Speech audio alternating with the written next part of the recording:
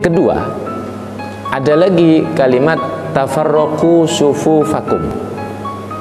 Fa inna tafarruqatas sufufi azab. Ulama NU, pendiri Nahdlatul Ulama itu kenceng, tegas orangnya. Ki Hasyim Asy'ari. Itu ada kitabnya tebal itu, Irsyadus Was-was. Itu ada dua sebab. Was-was itu ada dua sebab. Yang pertama jahlun biddin, bodoh dalam agama.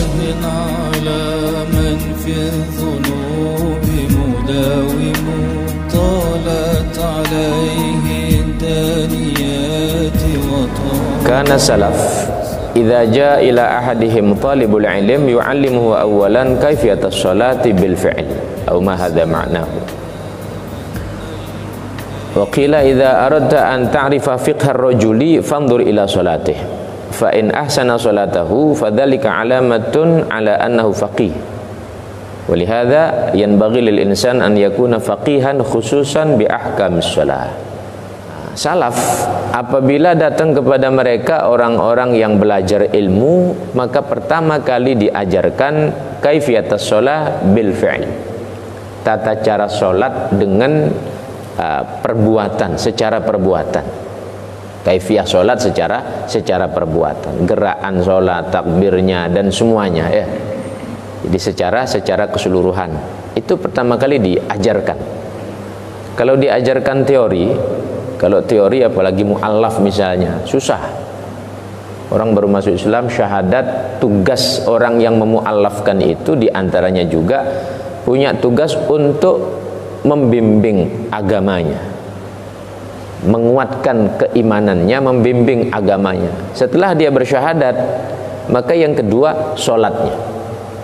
Apa yang harus diberikan? Apakah cukup disuruh nanti kamu sholat, sudah jadi orang Islam sholat, apa begitu? Tidak cukup.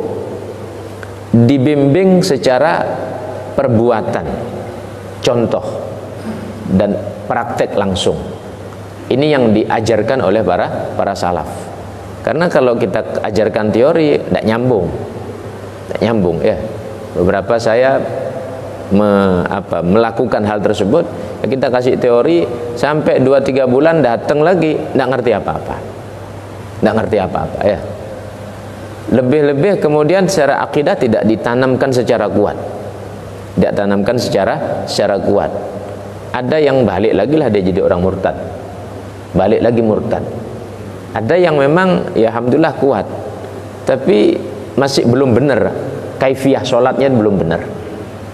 Sehingga ulama-ulama salaf mereka mengajarkan pertama kali adalah kaifiyatus sholati bil fi'il, tata cara sholat dengan pekerjaan, dengan dengan pelaksanaan secara fisiknya, bukan teorinya. Ini yang diajarkan oleh para ulama-ulama salaf kita. Kalau itu sholat berjamaah, nah tentu dengan aturan-aturan berjamaahnya juga, tentang aturan berjamaahnya. Di antara sunnahnya sholat itu adalah taswiyatus sufuf, kan begitu, taswiyatus sufuf.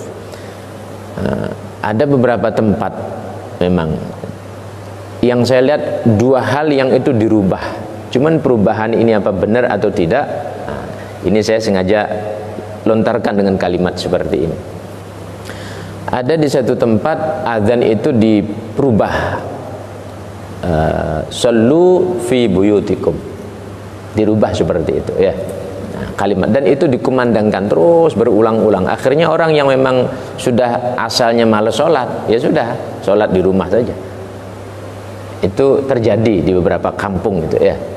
Yang kedua, ada lagi kalimat tafarraqu sufufakum, fa inna tafarruqatas sufufi azabun.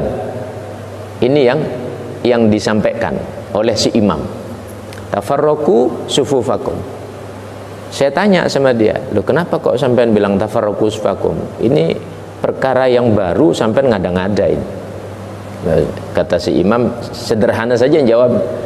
Loh saya bilang sawu sufufakum, luruskan, dapatkan softnya. Orang sudah begitu tidak rapat bagaimana? Ya sudah saya rubah saja, tafarraqu sufufakum, sudah pisah-pisah soft kalian. Pisah-pisah soft kalian.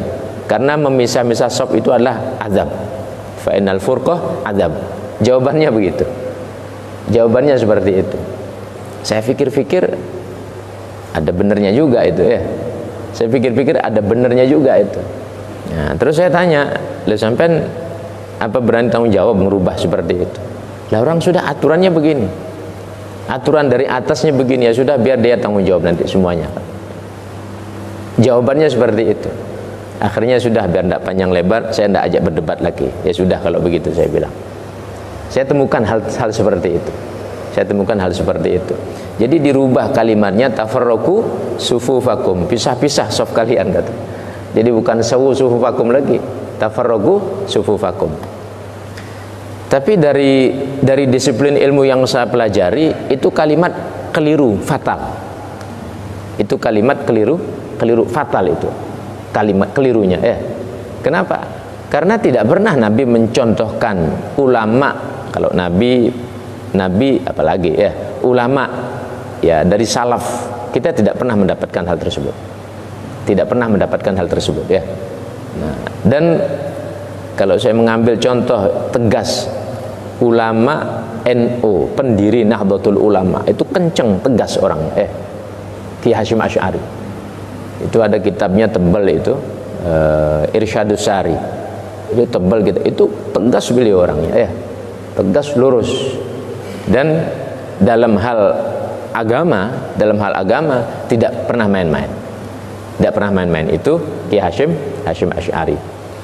Jadi balik lagi bahwa kalau ulama salaf mencontohkan demikian, ya memang begitulah yang dicontohkan oleh guru-guru sebelumnya, guru sampai Rasulullah Shallallahu Alaihi Wasallam.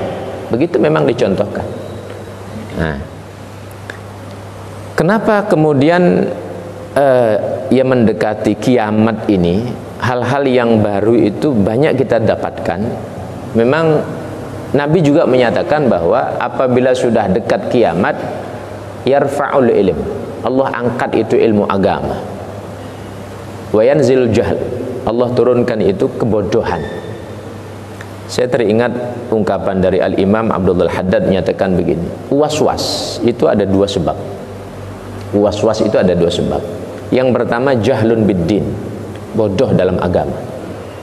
Yang kedua itu bisikan syaitan itu terlalu kuat. Bisikan syaitan itu terlalu kuat sehingga dia was-was, mau berbuat begini was-was, berbuat begini was-was, berbuat was-was terus. Jahlun biddin, kemudian bisikan-bisikan syaitan itu cukup kuat.